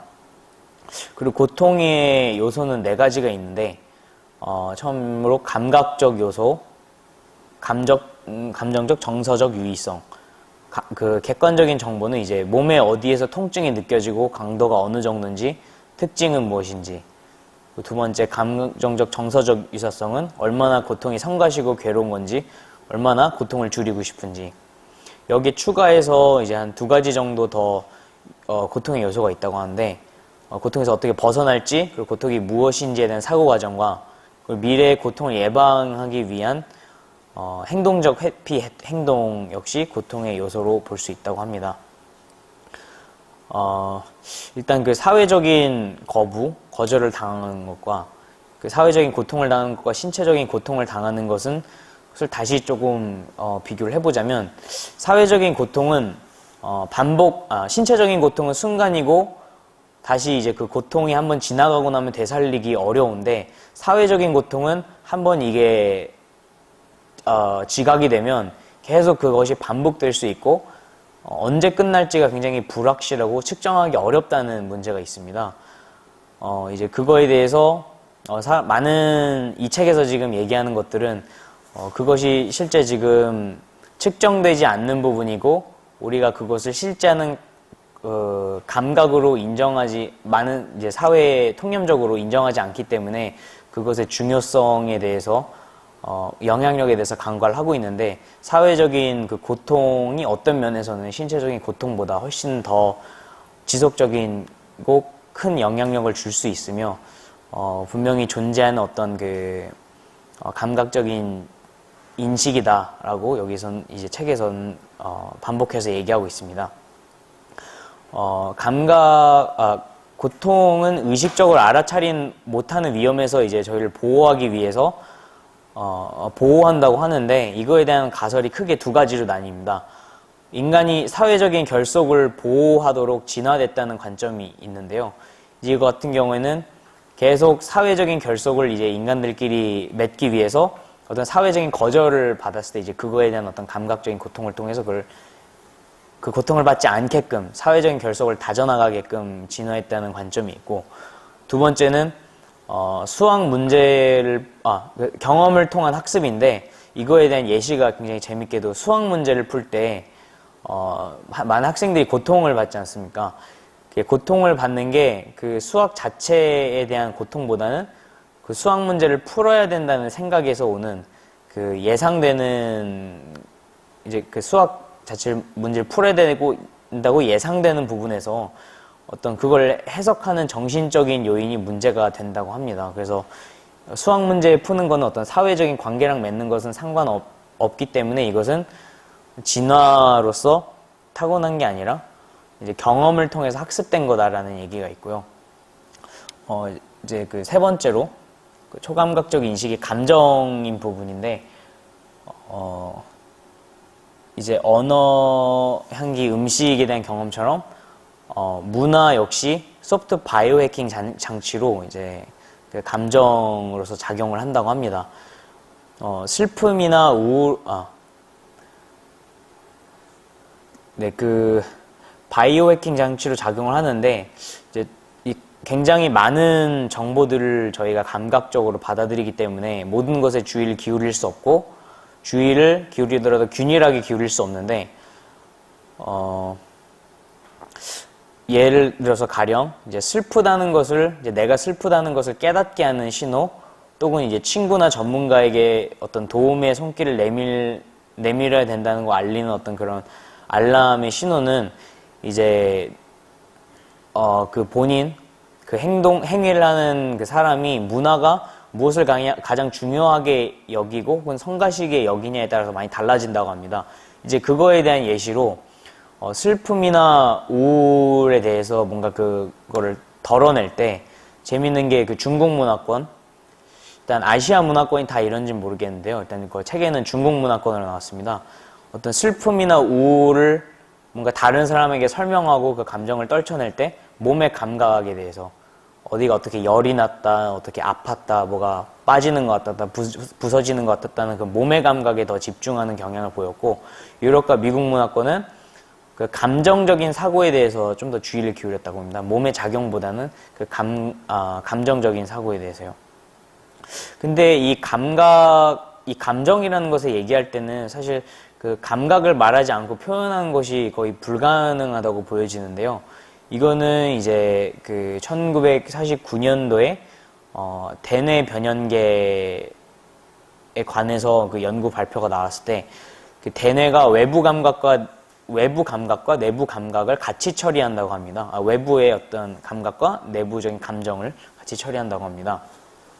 이제 그렇기 때문에 이제 언어적인 거로도 봤을 때 이게 둘을 뗄래야 뗄 수가 없는데, 각자의 언어와 문화를 통해 무엇을 주의를 기울여야 되는지 저희들은 이제 배운다고 합니다. 뭔가 그 감정적인 신호가 왔을 때 저희가 뭔가 그것을 감각적인 거와 연계하면서 이제 가령 뭔가 뭐 기쁨이 느껴졌을 때 뭔가 얼굴에 뭔가 당겨지는 감각이 들었다. 뭐 가슴이 팍 트이는 느낌이 감각이 느껴졌다. 라고 이제 그런 식으로 주의를 기울이면 이제 그 행동으로 이제 그것과 더 그 상황과 연계하는 강화 행동이 일어난다고 합니다. 강화 작용이 일어난다고 합니다. 그리고 문화권마다 어떤 징후에 주의해야 하는지 가르치고 감정적인 사회적인 맥락 안에서 발생하는 걸로 봤을 때 어떤 이 감정과 이제 그것을 느끼는 감각은 사람마다 다 같은 게 아니라 문화권마다 다르고 사람마다 그 사용하는 언어, 그게 작은 집단, 큰 집단에 따라서 그 사회적인 맥락 안에서 그것이 달라질 수 있고 굉장히 객관적이 아니라 주관적일 수 있다는 것을 얘기하고 있습니다. 그리고 감정적인 반응과 관련된 보면 무의식적인 반응, 위에 쪽에 얘기한 거랑도 이제 연계가 되는데요. 또 다른 실험에서는 그 슬픔을 강하게 또 느꼈을 때, 그 몸에 그 전기적인 반응이 어떻게 일어나는지를 그 전극을 붙여서 실험을 했다고 합니다. 근데 유럽계 미국인은 피부 전도 반응이 크게 상승했고 중국계는 근육의 긴장, 심장박동 증가, 목맴 같은 신체적인 징후를 더 의식적으로 인식했다고요. 이게 실제로 이제 문화권에 따라서 그 문화권 성장 배경에 따라서 그 반응하는 것과 인식하는 어떤 그 자극의 강도가 감각의 강도가 달랐다는 건데요. 근데 중국계들이 이제 그 목맴이나 그 심장박동 증가를 더 의식적으로 인식했음에도 불구하고 호흡과 심박수 데이터 결과 중국계 미국인들의 신체 반응이 전반적으로 높아진 게 아니라 오히려 유럽계 미국인들의 신체 반응이 이들보다 더 강했다고 합니다. 근데 유럽계 미국인들보다 이제 중국계들이 더 이거를 강하게 느낀 거는, 그러니까 말 그대로 보면 정신 생리학적 반응이 아니라 경험의 해석을 통해 문화가 감정적 반응을 형성한다는 그 얘기가 아닌가라는 그 이제 개념을 뒷받침해주는 사례라고 볼 수 있습니다. 네, 감정은 또 보면 이성적인 정서라는 이제 단어가 나오는데요. 실제 느끼는 감정이 아니라 느끼고 싶어하는 감정을 이상적 정서라고 합니다. 근데 개인이 염원하는 상태, 자신이 도달하고자 하는 무의식적 또는 의식적 목표나 상태라고 하는데, 이게 그 사람이 어떤 이상적인 정서를 갖고 있다고 해서 순간순간 실제로 느끼는 감정과는 다른 개념이라고 합니다. 모든 사람들이 추구하는 행복의 종류는, 모두가 행복을 추구한다 하더라도 그 종류는 저마다 다르다고 이제 책에서 나오는데, 예를 들어서 이제 어떤 그 분위기를 봤을 때는 동아시아인은 평온하고 고요한 행복을 이상적인 정서로서 추구하고, 미국인은 짜릿한 흥분이 주는 행복을 이상적인 정서로 생각한다고 합니다. 그래서 실제로 이제 그렇게 생각하는 거랑 이제 이 사람들이 살아가고 어떤 감정을 또 겉으로 표현하고 사회 생활을 관계를 맺어가는데 어떤 영향을 주는지 보는 거에 대해서 이제 내적 행복을 외부로 드러내는 방식인 미소에 대해서 연구를 했다는데, 미국이 어떤 그 짜릿한 흥분이 주는 그런 그 동적인 거에 더 이상적인 정서를 부여해서 그런지 웃을 때 활짝 웃는다고 하고요. 동아시아인은 반대로 이제 온화한 미소를 짓는 거를, 온화한 미소를 짓는 것을 굉장히 이상적으로 생각한다고 합니다. 그래서 감정과 행동을 체계하는 방식이 실제 그때 각각 시시각각 느끼는 감정이 아니라 이상적인 상태가 영향을 미친다고 볼 수 있는데, 결국 이거는 개인이 소중하게 여기는 가치, 결국 문화와 연관된다고 볼 수 있습니다. 이상적인 또한 이게 단순히 개인의 행동 양식을 바꿀 뿐만 아니라 타인을 판단하는 무의식적인 기준이 된다고도 하는데, 이제 논리적인 결정으로 보이는 어떤 조직의 지도자 선택, 누가 더 호감이 있고 카리스마가 있고 조직에 적합한지를 이제 선택하는 논리적인 결정 같은 거에도 자기도 모르게 그 이상적인 정서가 반영이 돼서 이제 선택의 결정을 내린다고 합니다. 그리고 또 인간의 감정적인 특징인데, 동물은 예를 들어서 얼룩말과 사자 같은 경우에는 사자에게 직접 뒤쫓기는 사냥을 당하는 상황에서만 어떤 그 두려움과 흥분 상태에 다다를 수 있는데, 근데 인간은 어떤 학생의 경우에 중간고사를 떠올리는 것만으로도 비슷한 어떤 그런 스트레스 상태에 다다를 수 있다고 합니다. 그러니까 실제 그 상태가 아니라 사고를 통해서만 해도 다다를 수 있다는 거죠. 그리고 사람이 괴로움을 설명하는 증상 차이, 이거 역시 그 사람의 어떤 그 문화권 혹은 그 사람이 생각하는 그 이상적인 정서에 따라서 굉장히 다르다고 합니다. 이번에는 그 인식 해킹 및 활용법으로 들어가서 이게 어떤 그 초감각적 인식의 활용 사례는 아닌데, 그 기존의 그 감각을 어떻게 좀 더 확장하고 다른 곳에 적용하느냐의 이제 사례로서 한번 나누면 좋을 것 같아서 책에 나온 거를 공유를 해봤습니다. 이제 크게 책에는 그 바이오 해킹이라든지 이제 기존의 오감을 넘어선 이제 다른 인지 체계로의 연결로서 세 가지를 크게 얘기를 했는데요. 하나가 이제 가상현실. 가상현실 같은 경우에 모토가 몰입이라고 합니다. 이제 현재 우리가 지금 현실이라고 느끼는 세계 외에 그 가상현실 자체에 몰입하게 만드는 건데요. 이게 가상현실 같은 경우에는 그 전쟁터에서 이제 살아 돌아온 군인들처럼 이제 외상 후 스트레스 장애 환자들이 이제 많은데, 이제 그런 환자들의 치료에 대해서 쓰인다고 합니다. 그 환자들 같은 경우에는 그 외상 후 스트레스 장애가 이제 다른 장애 환자랑 다른 점은 환자들이 그 상황을 생각하는 걸 계속 회피를 한다고 하는데, 이제 이 가상현실을 통해서 실제 기억을 다시 표면화하게끔 하고 그 가장 큰 트라우마를 현재형으로 바꿔서 이제 그 사람이 계속 이제 그 트라우마를 현재형으로 바꿔서 설명을 하면 그 이야기에 맞춰서 그 가상현실을 계속 바꿔준다고 합니다. 그래서 그동안 이제 그 회피해왔던 그 트라우마 상태에 이제 실제로 직면을 해서 이제 거기서 벗어나게끔, 극복하게끔 도와주는 방식이라고 하는데, 그 실제 여기 이제 사례들을 보면 재밌는 게, 그냥 어떤 그 상태 어떤 지형 정도밖에, 지형이랑 어떤 그 전쟁 나는 소리를 입혔음에도 불구하고 실제로 이걸 경험한 사람들은 뭐 탱크를 봤다, 적군을 봤다, 물소를 봤다라는 그런 경험을 했다고 합니다. 가상현실에 이제 자신의 어떤 그 기억이 덧입혀져가지고 그 외상 후 스트레스 장애를 이제 극복한 사례들인데,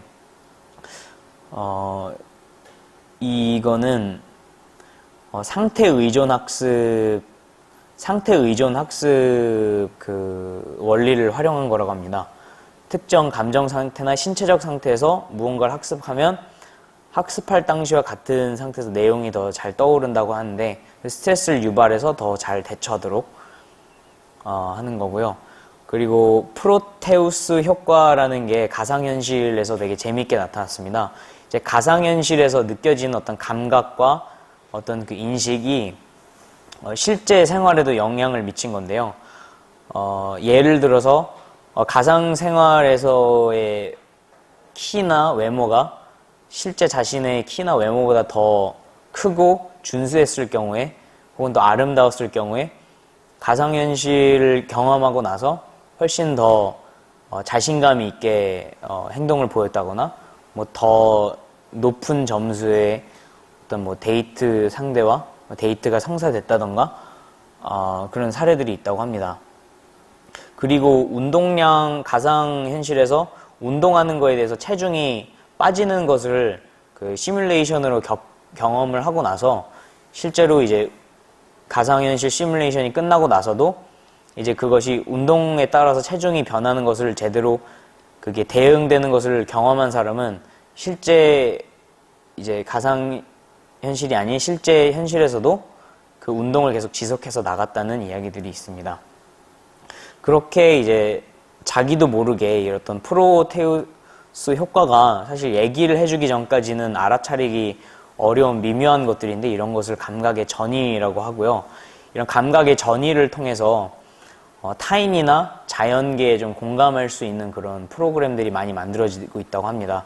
뭐 사회적 약자라든지 어떤 인종 차별적인 어떤 인식을 개선시키는 방향이라든지 어떤 자원을 낭비하는 것이라든지 등등에 대해서 사람들의 그 실생활의 변화를 가져올 수 있는 여러 가지 그 프로그램들이 만들어지고 있고 만들어지고 있는데 이제 이거에 대해서 실제로 사람들이 얼마나 영향을 받았는지 얼마나 실제감을 느꼈는지 직접적으로 판단할 수 있는 근거는 따로 있는 게 아니라 실생활에서 얼마나 변화가 일어난지에 따라서 이제 그 가상 세계에서 실제감을 느꼈나를 판단하고 있다고 합니다.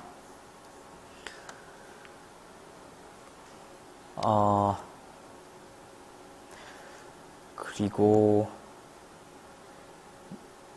조망 수용, 신체 전이, 호문클루스의 유연성 같은 경우에는 실제 사람들이 그 가상현실에 있는 아바타, 그게 아바타가 사람 형태일 수도 있고 사람 형태가 아니라 전혀 다른 동물 형태, 식물 형태 혹은 팔이 여러 개가 달린 형태일 수도 있는데 이제 신체 전이 같은 경우는 이제 거기에 그 자기의 감각과 그 감각을 그 일치시키는 과정을 얘기하고요. 호문클루스의 유연성 같은 경우에는 여기서 나온 예시가 굉장히 재밌었는데 그 저자가 팔을 3개를 활용하는 어떤 시뮬레이션을 했답니다. 실제 팔 2개와 그 가운데에 있는 팔은 양팔의 손목 움직임으로 움직이는 팔이었는데 이제 그거를 생각보다 빠르게 몇 분 안에 쉽게 조작할 수 있어서 생각보다 이제 어떤 감각을 새로운 그 감각 기관을 다른 그 충분히 더 확장된 신체에 적용하는 거에 대해서 사람들이 거부감이 없고 굉장히 빠르게 적응을 했다고 합니다. 그 다음에 증강현실 같은 경우는 가상현실과 다르게 실제 세계의 그래픽을 덮어 씌우는 거고 몰입을 시키기보다는 반투명하게 이 현실과 그 그래픽, 새로운 정보를 동시에 인식할 수 있게 하고 오히려 그런 그 화면에 뜨는 정보들이 현실 세계에 대한 정보를 더 추가적으로 제공을 해서 현실 세계에 대한 인지를 강화시켜주는데 그 목적이 있다고 합니다. 그리고 여기서 이제 그 바이오 해킹 등에 대한 얘기가 나오는데 실제 안구를 삽입한다든가 아니면 뭐 렌즈를 삽입한다든가 요즘은 생산이 되고 있는지 모르겠는데 이제 구글 글래스 같은 경우에 이제 그렇게 쓰고 다니는 것들이 있는데 이것들이 이제 실제로 하드 그 바이오 해킹 같은 걸 통해서 신체에 삽입한 사람들의 경우에는 이제 사이보그라고 굉장히 뭐 많이 활용되고 있는 단어인데 그 사이보그라고도 이제 불리고 있고요. 근데 이제 이 삽입하는 어떤 위치랑 장소랑 그 신체 기관이 다 다르다 보니까 과연 어디서부터 어디까지를 사이보그라고 칭할 수 있으며 과연 어디서부터 이제 사생활 침해 문제가 일어날 수 있느냐. 예를 들어서 안구에 카메라를 삽입했을 경우에 그것이 단순하게 그 사람이 시각적인 정보를 받아들인 게 아니라 영상 녹화가 동시에 된다고 하면 이건 단순히 이제 그 사람의 문제뿐만 아니라 같이 그 사람과 마주보고 주변을 생활하는 사람들의 사생활 침해 문제로까지 이어지고 있기 때문에 이거에 대해서는 여러 가지 뭐 법률적인 문제가 있다고 합니다. 그리고 새로운 감각에 대해서 얘기했는데요. 이게 새로운 감각이라고 해서 사실 별다른 얘기는 아니었고, 자석 이식을 통해서 자기 감지력, 자기장을 인식하는 걸 얘기를 하더라고요.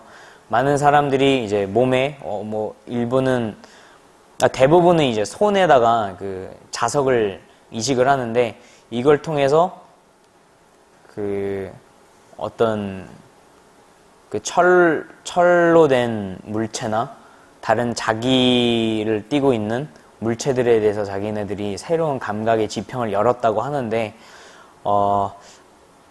굉장히 아쉽게도 감각적인 영역으로만 제한을 해보면 기존의 5가지 감각 경로, 오감을 이용하지 않고서는 말초신경계를 통해 뇌를 자극할 방법이 없다고 합니다. 이 책에서는 그렇게 얘기를 하고 있습니다. 근데 뇌는 가소성이 뛰어나서 새로운 자극에서 패턴을 만드는 법을 배울 수 있는데, 이것이 앞서 얘기했던 저 가상현실의 호문클루스 유연성과도 연계가 되는 것 같습니다. 이 자기 자석을 몸에 심었을 때 느껴지는 자기장이나 이런 것들은 사실은 그 자기를 직접적으로 감지하는 게 아니라 그 손에 심겨진 자석을 통해서 그 촉각을 우회해서 그것의 패턴을 인식해서 이제 그것을 새로운 신체적인 자극으로 인식하는 거라고 볼 수 있는데, 이거는 말 그대로 오감 중에서 촉각에 제한된 것이지만 그 촉각을 통해 전달된 정보를 내가 재해석하는 방법을 터득한 것이며, 촉각 처리 경로를 활용해서 인지를 확장한 거라고도 볼 수 있다라고도 얘기를 합니다. 이런 것들을 감각치환이라고 하더라고요. 이제 하나의 감각을 통해서 이제 다른 감각을 대체하는 거. 여기 같은 경우에는 이제 기존에 애초에 없었던 거지만 자기 감지력을 이제 촉각으로 대체해서 이제 그 인식을 하는 방법을 얘기를 한 거라고 볼 수 있습니다. 동시에 이거는 점자가 작용하는 방식과도 동일하다고 합니다. 실제 어떤 촉각이 시각을 대체하는 거에 대해서 이걸 감각치환으로 볼 수 있다고 합니다. 여기서 좀 의문점이 이제 몇 가지가 있었습니다. 감각의 확장은 여기서 책에서 계속 이제 논의된 것 같이 주관성의 영역에서 영원히 벗어날 수 없는 건가? 라는 거가 일단 계속 의문점이 들었고, 객관적 지표를 달성하기 위해서 객관적인 지표를 달성하기 위한 감각의 발전 방향은 어떤 모습일 것인가? 여기서 계속 어떤 주관적인 것을 얘기하고 있는데, 실제로 저희가 같은 감각기관에서 굉장히 그래도 어떻게 보면 굉장히 광범위하고 뚜렷하게 경계가 나 있지 않다고도 볼 수 있는데, 어떤 객관적인 감각을 통한 교류를 이뤄내고 있으니 그것을 계속 어떤 엄밀한 객관적인 지표를 달성한다고 했을 때 감각은 어떤 방식으로 발전을 할 수 있을 것인가가 또 궁금했고요. 감각의 확장은 이런 실제로는 감각 치환에 국한되더라도 어떤 그런 다양한 문화, 언어적인 어떤 확장, 인지의 확장, 혹은 그런 인공 삽입물을 통한 확장이든, 그런 감각의 확장은 우리 기초적인 인식을 어떻게 바꿀 수 있을까, 그리고 어디까지 바꿀 수 있을까가 사실 또 궁금했고, 그리고 감각을 넘어선 초감각적 지각, 사실 여기서 말했던 초감각적 인식은 다중감각적 인식이기 때문에 초감각적 인식은 사실상 이 책에는 아쉽게도 한 번도 언급이 되지 않았습니다. 결국엔 이제 감각의 테두리 안에서만 얘기가 된 건데, 감각을 넘어서 초감각적 지각은 어떤 매개를 통해 표출될 수 있을까?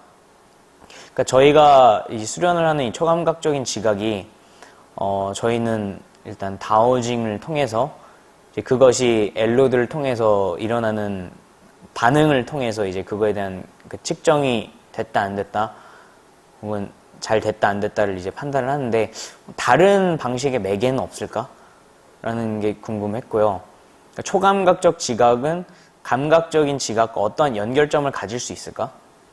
이제 여기 보면 이제 그 실제 뭐 인공 그 보형물 같은 걸 이제 몸에 삽입하는 사람들 경우에 그걸 통해서 어떤 감각의 확장을 통해서 인지의 확장을 뭐 전에는 느껴지지 않는 자기장을 감각 치환의 방식으로 이제 느끼기도 하고 그렇게 인지의 범위를 넓힐 수 있다고 하는데 초감각적 지각을 저희가 알아차릴 수 있는 뭔가 다른 외부 장치 같은 걸 통해서 그런 매개체를 통해서 알아차리고 그것을 감각적인 거와 연결을 했을 때 또 감각으로도 이 영역을 확장시킬 수 있을까라는 그런 의문점이 들었습니다.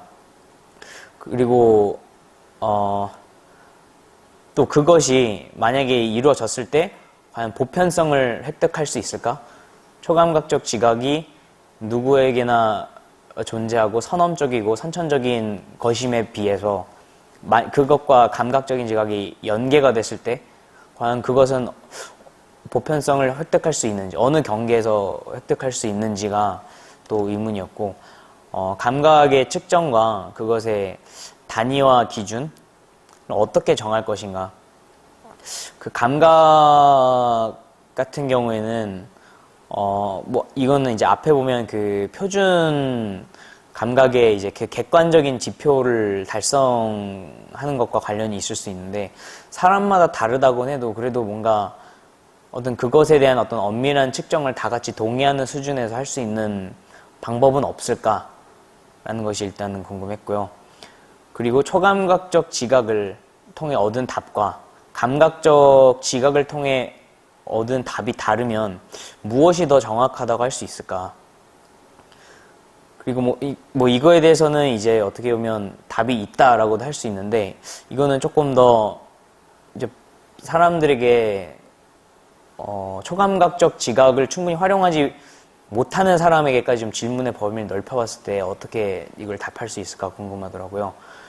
그래서 그리고 감각적 지각과 초감각적 지각을 통해서 답을 얻었으면 무엇이 더 쉽게 받아들여질지 그리고 초감각적 지각을 신뢰한다면 무엇을 통해서 더 그거를 신뢰할 수 있다고 볼 수 있는지 그거에 대해서 조금 더 생각해 볼 문제인 것 같았고요.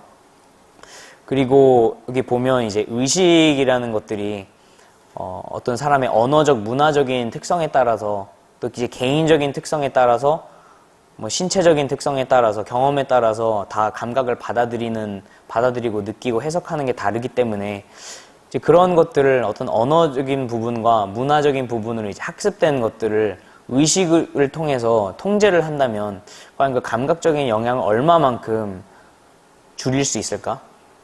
이거는 이제 조금 이제 수련의 관점에서 정말 이거를 거의 영에 수렴하듯이 아니면 아예 영에 수렴시키고 이제 그것 이외에 다른 지각, 초감각적인 지각을 더 100분 활용해서 내가 어떤 뭔가에 대한 결정을 내릴 수 있을까라는 그런 의문점이 들었습니다. 네. 한 줄 평은, 네. 감각을 사용하는 방식을 아무리 확장해도 수용하는 방식은 결국 5가지 감각으로 귀결된다는 것을 보여준 어떤 인터뷰의 집대성. 네, 제가 이렇게 그냥 내용을 굉장히 많이 날려먹었는데 여기 보면 굉장히 많은 곳을 방문해가지고 인터뷰를 한 내용이거든요. 그래서 어떤 인식에 대한 어떤 자신의 생각보다는 그 각각 어떤 그 사회 분야에서 이 감각에 대해서 연구하고 그것을 실제 뭐 신체 개조 같은 거에 적용하는 사람들의 인터뷰를 주로 채워졌기 때문에 예, 이렇게 얘기를 해봤습니다. 예. 그리고 마무리입니다. 이건 그냥 제가 생각해 본 건데요. 저희가 이제 이거에 대해서 제가 앞서 이제 하나하나 이제 끝낼 때마다 했던 그 의문점에 대해서도 같이 좀 얘기를 나눠봤으면 좋겠고, 이 전체적으로 이제 책을 보면서 사실은 이게 제가 처음 하는 거다 보니까 굉장히 혼란스러웠습니다. 이게, 책을 읽어도 이게 제가 맞게 읽었나? 혹은 이제 저희 수련의 어떤 주제와 맞게 수련의 관점에서 내가 이걸 본 게 맞나? 지금 이게 쭉 한번 훑어보니까 되게 좀 너무 중구난방인 것 같은데, 이제 좀 같이 좀 조언도 해주십사, 이제 제가 바랬던 거는 어떠한 태도와 관점을 갖고 이러한 책들을 봐야 될까? 그리고 참나찾기 수련에서 수련하는 초감각적 지각이 이 책들에 나오는 그 통찰력들 혹은 그 어떤 초감각적 인식들과 비교해 갖는 위치와 위상은 어떻게 되는가, 이제 이거에 대해서 조금 더 그 비교 분석을 같이 했으면 좋겠다는 생각이 들었고요. 그 수련자의 입장에서 이 책들에 명시된 인지적 분류를 어떻게 해석해야 되나, 과연 이 사람들이 쓴 용어를 그대로 갖다 써야 되나, 아니면 이제 더 엄밀한 용어로서 써야 되나, 그것이 저의 용어를 써야 되나, 아니면 좀 뭔가 다른 제3의 단어를 써서 사람들이 모두 이제 동의할 수 있는 그 단어를 써야 되는지, 이제 그런 것들이 사실 정말 이 책에 나온 사람들이랑 만났을 때 어떤 식의 대화를 이어나가야 되는지 그게 좀 궁금하더라고요. 그리고 수련자 입장에서 이 책에 명시된 인지적 분류를 수련에 어떻게 참고할 수 있을까?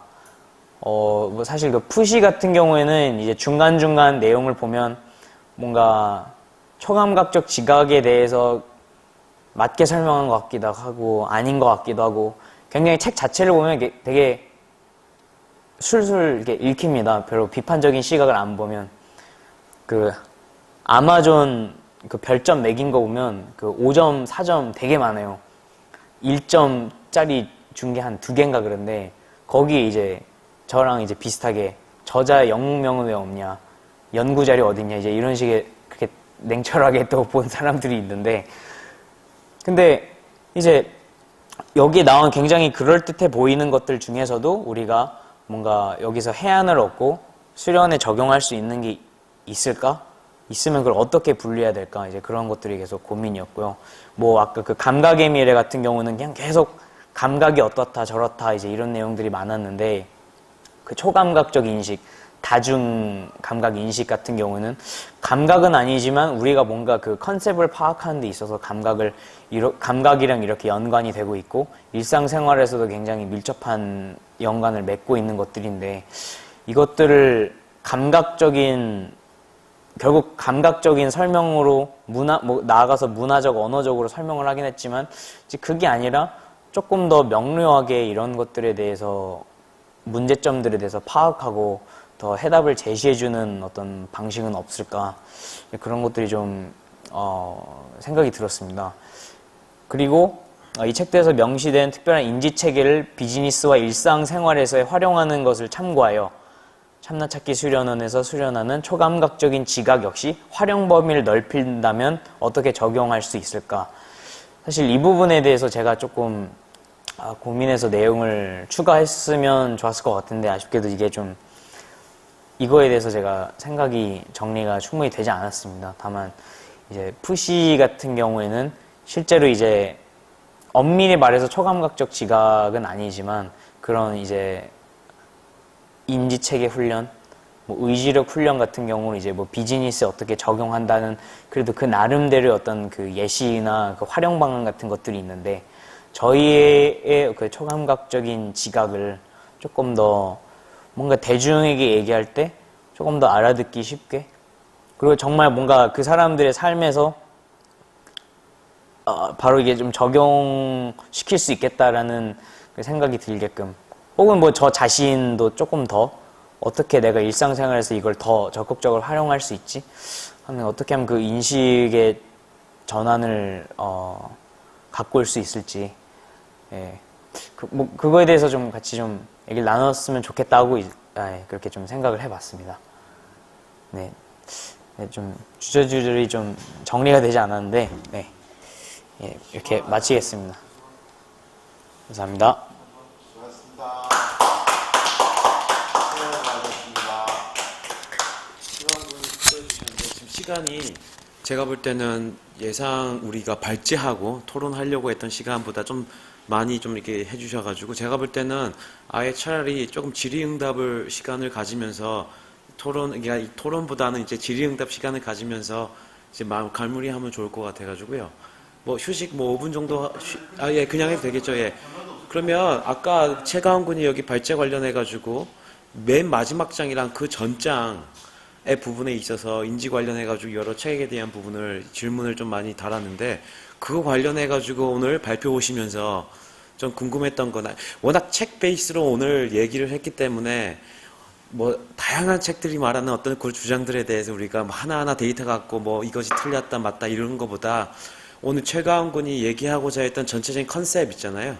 왜 이 발표를 이 주제로 하고 싶었는지, 그 다음에 이런 비평들에 대한 부분을 어떻게 우리가 앞으로 이제 참나답게 생활하기 위해서 어떻게 적용시킬 수 있는지에 대해서 이제 간략하게 다시 한번 언급을 해주고 질의응답으로 이렇게 진행하는 것이 더 효율적일 것 같아가지고요. 오늘은 그렇게 진행하는 걸로 하겠습니다. 그래서 이거 계속 진행하는 걸로 예, 앞에 서가지고 예, 예, 네, 네. 네, 한번 뭐 오늘 그 제일 위에 항목에 네네네. 어떤 태도 관점에서 이런 책들을 보아야 하는가 그 캐시 따라서 본인 생각이 우선은 이거에 대해서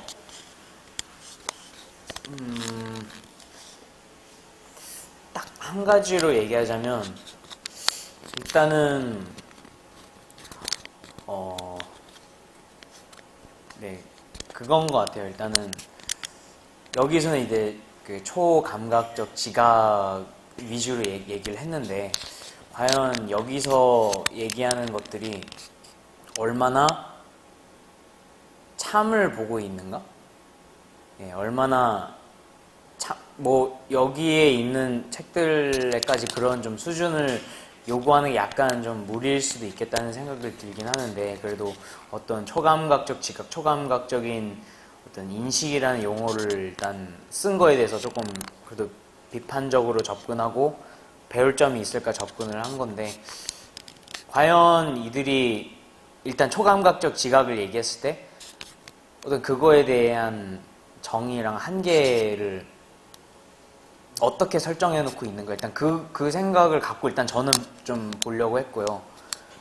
그리고 좀 오늘 얘기가 많이 안 된 부분이긴 한데 제가 얘기를 미처 못한 부분이긴 한데 이런 자기 나름대로의 이제 오감 이상의 것을 이제 찾고 이제 그거를 적극적으로 적용하려는 모습을 보여줬다고 생각하거든요. 저는 그 두 권 나름대로 그거를 일상생활에서 조금 더 나아가서 이제 그 비즈니스적인 조금 더 적극적이고 어떻게 보면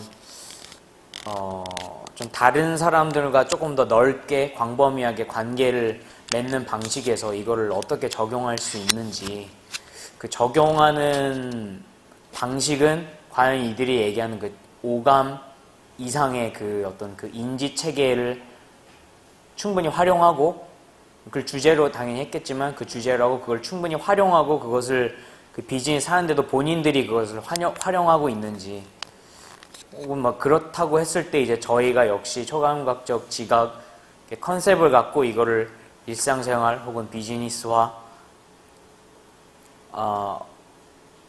할 때 뭘 참고할 수 있을지 그렇게 하는 행위 자체에서도 어떤 초감각적인 지각을 계속 끊임없이 활용해서 단순히 그냥 비즈니스를 한다 뭐 이런 게 아니라 계속 이제 그거 자체도 뭔가 계속 깨어있는 어떤 수련자의 자세로서 그것을 좀 유지할 수 있는지 저는 좀 이제 그런 것들이 좀 궁금했습니다. 그래서 사실 이게 감각의 미래는 나중에 같이 조금 엮어서 얘기하다 보면 뭔가가 나오지 않을까라고 이제 괜히 무리해서 했다가 굉장히 지금 이제 정리가 되지 않은 상태로 이게 좀 그냥 나열식으로 된 것 같은데 사실 저는 그 푸시라는 책을 봤을 때 그거를 좀 되게 자세히 관찰해보고 싶었어요. 이 사람이 처음에 이게 뭣도 모르고 이게 그 표지에 혹했거든요. 그리고 그 저자 양력 이런 거 보고 게다가 중국인이니까 뭔가 그 이름도 이게 중국 한자로 돼 있어가지고 뭔가 동양권의 베이스를 두고 있으면서 초감각적 지각에 대해서 얘기하고 있고 책도 여러 권 내고 근데 미국에 넘어가서 뭔가 이런 것을 컨설팅을 하고 뭔가 뭐 강연도 하고 있다. 굉장히 뭔가 초감각적 지각에 대해서 얘기하고 있는 어떤 그 정의가 명확하다면 혹은 명확하지 않은 부분이 있더라도 어떤 그 비즈니스적으로 이걸 활용하는 부분에서 뭔가 참고할 부분이 있지 않을까? 일단 뭐 그런 기대를 갖고 이제 그런 사실 이번에는 이제 좀 그런 생각을 갖고 좀 이 책을 접근 했습니다, 저는.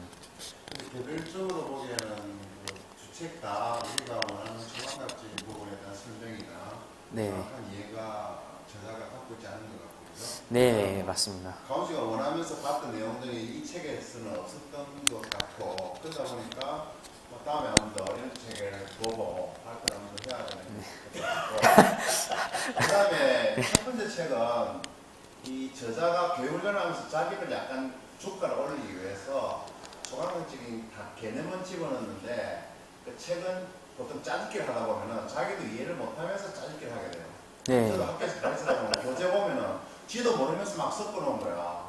그러면 보여요. 자세히 보면 보여요. 그래서 앞에 책은 그 뭐 그냥 교육시키려고 그렇죠. 교육시키려고 정확히 단어를 집어넣은 거지. 또는 특별히 뭐 주의 깊게 봐야 되려고 그중 일부는 뭐 우리가 봐야 될 게 있겠지만 전체적으로 그 사람이 주제에 대한 통일감을 갖고 한다는 게 첫째 힘들고 두 번째가 번역을 하다 보면은 단어들이 헷갈려요. 뭐 감각, 지각, 인식, 예감, 통치 이런 것들이 번역하다 보면은 자기들이 쓰는 용어의 그 내용하고 우리가 번역하면서 쓰는 내용하고 또 읽어가는 우리의 용어에 대한 개념들이 다 헷갈리기 때문에 그래서 우리 참나수련에서는 이제 원장님이 일관되게 한 개념으로 말씀하시니까 이해를 하지만은 보통 번역을 거치다 보면은 더구나 번역자도 이렇게 고급 번역자가 아닐 거예요.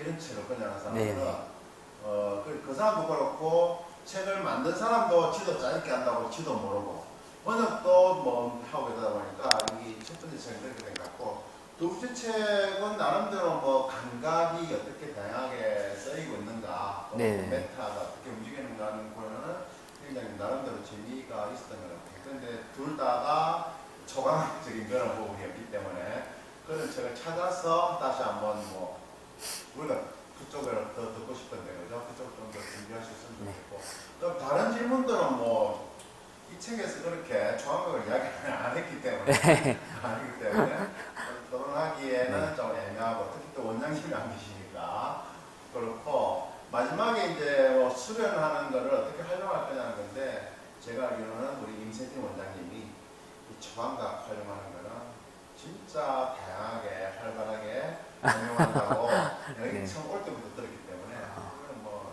김재민 교수님께도 여쭤보면 좋을 것 같습니다. 일단은 초강각에 대한 부분의 발표는 가온 씨가 처음에 어도할 때는 초강각을 발표하겠다고 책을 봤는데 책을 실제로 들어보니까 그런 내용이 별로 없으니까 다음에 한번 더 이렇게 네. 합시다. 저도 사실 그리고 오늘 네. 제 좋게 생각하는 거는 책을 읽고 같이 공유한다는 이 뭐랄까 사례 시범을 보였다는 데에서 굉장히 긍정적으로 좋게 생각을 하고 있어요. 그래서 다른 동안들도 좋은 책 있으면은 이렇게 책도 읽어주고 뭐 토론도 하고 이러면 좋겠습니다. 네, 감사합니다.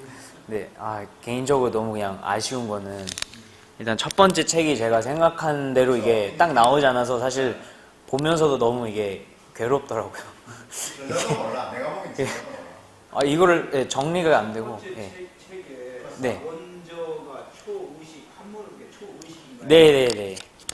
그 초의식이라는 그 것은 사람이 거기에 있는 거 모르는 거 같아요. 초감각으로 번역하는 사람 초감각으로 번역한 건가? 의식하고 한국에 개인도 그러니까 한국 네. 번역하는 이게- 사람이 어쨌든 간에 뭐 예. 아낀 거지. 직장하고 그지? 초의식을 이제 번역하는 사람이 초감각으로 번역한 푸시가 왜 푸시예요? 이게 푸시를 제가 또 여기 뭐 쓰진 않았는데 PSI. 예, 이거를 그 인터넷에 검색을 해보니까 PSI가 그거 자체는 여기서 그대로 사전적인 의미를 쓰긴 썼더라고요. 예. 초감각적 지각과 염력 등, 예. 여기 안 썼네. 네네. 그래서 통틀 이게 그거를 그대로 쓰긴 했는데 이게 뭐 이제 문제가 뭐 미래를 예측한다, 예, 뭐 예감이다, 육감이다 이러면서 완전히 이게 다 그래버리더라고요. 근데 여기 보면 이제 초의식하고 엑스트라 센서리 퍼셉션이라고 해서 초감각적 지각이 또 맞긴 맞아요. 그리고 제가 여기 넣진 않았는데 제가 그 중국 바이두 거기에 이제 백과사전에 검색을 해보니까 그 초감각적 지각을 지칭하는 단어가 얘네가 굉장히 많아요. 중국 쪽에. 그래서 사실 좀 기회가 되면 그쪽으로 제대로 써 있는 책을 한번 그쪽 단어를 어떻게 쓰는지 한번 분류를 한번 좀 해봤으면 좋겠다는 생각이 들더라고요. 이번엔 제가 조금 급하게 하느라고 그걸 미처 못했는데 뭐 초의식, 초감각적 지각도 그대로 쓰고 무슨 초잠재 의식이었나? 이제 그게 용어가 얼추 받아낸 게 대여섯 개가 되더라고요. 그래서 도대체 얘네는 이걸 어떻게 활용하고 있나?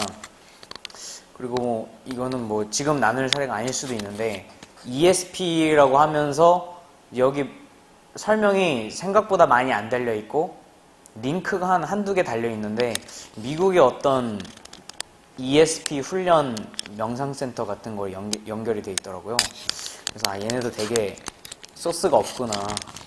예, 뭐 한번 나중에 끝나고 이제 한번 혹시 아시는 그 단지 아시는 분 있으면 한번 어떤 데인지 한번 얘기 나눠보면 좋을 것 같습니다. 그래서 하여튼 굉장히 뭔가 문제가 많은 책인 것 같습니다. 이게 내용을 보면 실제로 화교도 아니다라는 내용도 거의 없고 거의 그냥 앞뒤만 살짝 이제 뭐 미국에 있는 화교 누구누구 씨 자기 아는 사람처럼 이렇게 썼는데 그냥 마음 먹으면 그 정도는 쓸 수 있을 것 같다. 그래서 뭐 구체적으로 어디에 무슨 직업이고 이런 것도 전혀 없어서 굉장히 그냥 보면서 이거 왜 골랐지 이런 생각이 많이 들었습니다. 관심이 많으니까 요 중에서 뭐 필요한 것들을 일부 정리를 해놨고 다음에 이런 비슷한 책을 보면서 모아 나가면은 이쪽에 축적이 돼서 이쪽에 대한 뭐 전문성이나 그런 거가 많이 생길 거예요. 그리고 네 이쪽으로 그리고 제가 이번에 준비하면서 또 느낀 게 그 단어 정의나 그 활용 사례 정도는 이제 하나로 묶되 이제 비즈니스적인 활용 방안 적용은 이건 또 전혀 다른 문제로 봐야겠구나 라는 생각이 들었습니다. 앞서 그 센스 메이킹이라는 걸 제가 과감하게 뺐는데 이제 그거 같은 경우는 지금 요즘 유행하는 그 알고리즘 체계의 그 어떤 데이터에 근거한 그런 판단, 어떤 그 기업 결정권자들이 그 알고리즘의 체계에 의해서 결정을 내리는 거에 대해서 좀 반발을 하면서 오히려 이럴 때일수록 어떤 그 인문학적 소양이 더 중요하고 정성적인 자료가 더 중요하고 이제 이런 것들 얘기하는데 이제 그게 레드 닷 어소시에이션이었나? 꽤나 요즘 좀 주목을 받고 있는 이제 그쪽 분야의 컨설팅 업체에서 책을 낸 거라고 하더라고요. 그래서 차라리 좀 뭔가 저희가 조금 더 대중과의 접점을 만들 수 있으면 실제적인 비즈니스 컨설팅 사례로서는 이제 그런 쪽의 책을 오히려 또 연계해서 따로 한번 얘기해 보면 좋을 것 같다는 생각이 들었습니다. 그러니까 두 번째 책 같은 경우 아까 말할 때 보면 4차 산업 이제 거기서 이제 많이 얘기하는 여러 가지 정보 네. 얘기를 많이 했고 이게 들으면 이게 아까 문제 제기했듯이 감각적인 영역이 초감각과 만날 수 있을까 아까 그런 얘기도 했잖아요. 네네네. 근데 그게 불교에서도 책 보면 모든 성인들은 똑같은 것을 보고 똑같은 것을 듣고 똑같은 것을 말한다고 돼 있어요. 그러니까 감각적인 영역이 결국에 초감각적인 말하는 수준은 당연히 도달할 수 있는데 그것이 말 그대로 데이터가 그냥 우리가 요즘 말하는 뭐 다각도로 데이터가 옆으로 가가지고 많아져서 도달하는 게 아니라 원래 이게 깊이 들어가야 되는 네. 감각의 센서가 중요하다는 건데 즉 그거랑 영역을 같이 했을 때 아까 말했던 영역 접점이 뭘까 생각할 아까 질문이 감각적 영역과 네네. 접점 그러니까 본인의 생각은 거기에 대해서는 어떻게 생각해요? 사실 이거에 대해서는 정리가 딱 된 건 아니에요. 제가 방금 이제 말씀해 주신 것처럼 뭐 어떤 그 성인들의 수준 정도 되면 뭐 어떤 뭐 다른 매개체 어떤 다른 디바이스가 없어도 어떤 굉장히 그 감각적인 기관은 그대로 있는 상태에서 그 보편적인 걸 보는 상황이잖아요. 예. 직관해낼 수 있는 사람들 똑같이 본다는 거죠. 그게 이제 그러니까 그 정도 수준이 되면 사실 어떤 이런 것이 잠시만요. 그 불필요한 뭔가 중간 매개 없이 이루어질 수 있다고 볼 수 있는데, 이제 사실 이 질문은 어떻게 보면 제가 그 수련자 입장에서 본다기보다는 사실은 약간은 그거였어요. 수련을 통하지 않고, 물론 완벽한 거는 일단은 논외로 해놓고 어떤 그런 외부적인 장치, 그러니까 여기서 잠깐 얘기했던 그런 하드 바이오 해킹 같은 방식을 통해서 뭔가 어떤 초감각적인 지각을 더 알아차릴 수 있는, 그건 이제 본인의 신체 외부의 것이겠죠. 그게 또 기계든 아니면 또 다른 유기체든, 그걸 통해서 초감각적 지각을 또 알아차릴 수 있는, 또 지각해낼 수 있는 방법이 있을 때, 또 이제 그거를 감각적인 지각과 또 연계했을 때 이제 약간 그런 관점에서 조금 이제 접근을 했던 거였습니다. 지금 좀 약간 제가 용어가 정리가 안 되는데, 어디였죠? 네. 그래서 감각적인 지각을, 그러니까 이것을 수련을 통해서 넘어선 게 아니라, 제가 이게 궁금했던 거는 이 질문의 어떤 그 대상이 되는, 그 모형이 되는 그 사람은 감각적인 지각은 사실 그대로 있어요. 근데 초감각적인 지각을 인지할 수 있는 뭔가 이제 다오징 같은 그런 게 아니라 조금 더 바로 나름 이제 즉각적인 어떤 신호로 이 사람이 읽을 수 있는 게 있다고 했을 때, 이제 그 연결 지점에서는 어떤 반응이 일어난다고 해야 되나? 과연 어떤 인지체계 어떻게 바뀔까? 책 내용을 지금 읽었고 본인이 생각하는 것도 있는데 거기에 대한 본인의 해답이 어느 정도 지금 정리가 되는지. 사실 정리는 왜냐하면 예. 인공지능이 발달하면 말 그대로 4차 산업의 핵심 주제이기도 해요. 인공지능이 발달하면 그러면 전지전능한 시스템이 그냥 우리가 좀 만들어둬서 거기에 우리가 다 의지하면 될 건데, 그러면 그러니까 그 질문이랑 어떤 면에서 비슷해요. 그죠. 그게 그러니까 가능할 건가에 대한 문제예요. 그러니까 그거에 대한 그거에 대해서 딱 무조건 이렇다라는 생각까지 아주 확 정리가 된 건 아닌데, 제 나름대로는 결국 그 초감각적 지각이 일어나는 것 자체가 자기가 어떤 주체가 되지 않으면 그거는 결국엔 그 감각적인 지각에 의해서 다시 또 여과가 된다고 해야 될까요? 이게 더 가려지고, 그래서 또 어떤 감각적인 왜곡에 일어나서 그걸로 결국 그 수준의 인지 틀을 못 벗어날 거라고 저는 일단 생각을 하는데, 이렇게 생각한 게 너무 그냥 쉽게 생각한 게 아니었나? 사실 그런 생각은 또 있어서 조금 더 다각도로 이 문제에 대해서 생각해 봐야겠다는 생각이 사실 좀 들었어요. 그 말씀하신 인공지능 같은 경우에도 보면 어떤 외부의 인공지능이라는 개념으로 이제 봤을 때 이제 그게 자기가 통제권을 잃고 그냥 이렇게 완전 끌려다니는 양상이 되는 거잖아요.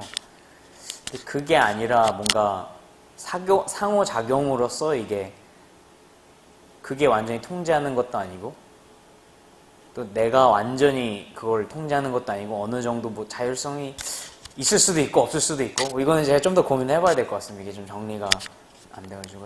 네, 세 사람이 이제 기본적인 질문을 다 했어요. 제가 한 질문 없어요. 네, 강 교수님 하고 우리 제무수도 다 했고 본인도 다 했는데, 한 가지 얘기한다면은 우리 브라인 시프에서 주 많은 사람들이 강연을 했지만은 우리 최강원 씨가 제일 젊은 사람이야.